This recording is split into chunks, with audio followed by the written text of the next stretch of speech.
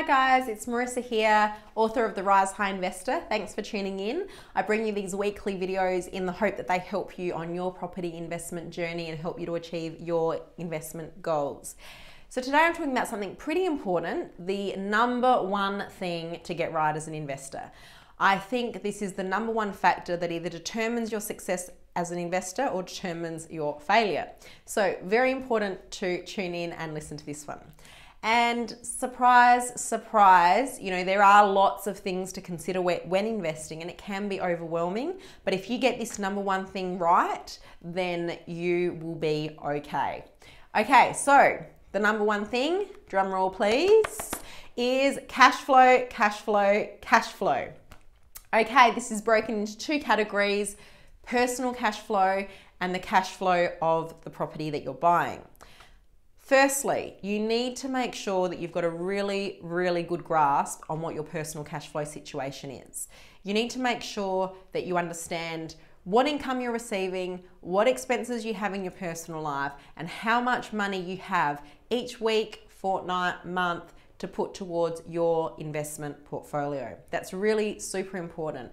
You can actually, there's actually an exercise and a worksheet in chapter 5 that can help you with this. So make sure you get onto it and get it done.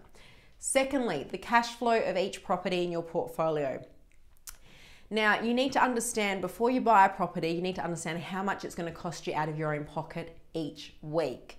The important thing about this is that you need to make sure that you understand what it's going to cost you, because you need to know that you can afford to fund it, and you need to make sure that you can afford to hold that property in the long term.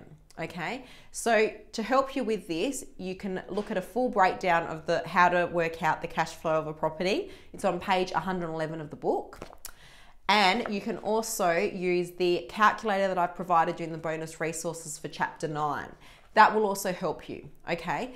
The bottom line here is do not ever buy something that you can't afford to hold forever, okay? Whether you plan to hold a property forever or whether you plan to sell it, only buy what you can afford to hold forever so that you're never in a position where you're forced to sell. Because when you're forced to sell, that's when you can cause, yourself financial stress, and that's when you can, make a loss on the property. So make sure you buy properties that you can afford to hold, focus on cash flow, and if you do this and you hold the property for long enough, you will be successful and your properties will grow in value and you will build your wealth. So I hope that's helped. Cash flow, cash flow, cash flow, never forget it. And that's the one thing to focus on.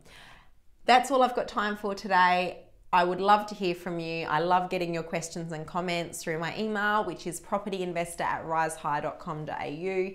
And as a thank you for tuning in, you can actually get a copy of the book for half price on the website, risehighinvestor.com.au. The code to enter in at the checkout is video. Thank you so much for your help, and thank you so much for your time for tuning in, and I hope this has helped you, and I will see you next week on this video. Thanks, bye.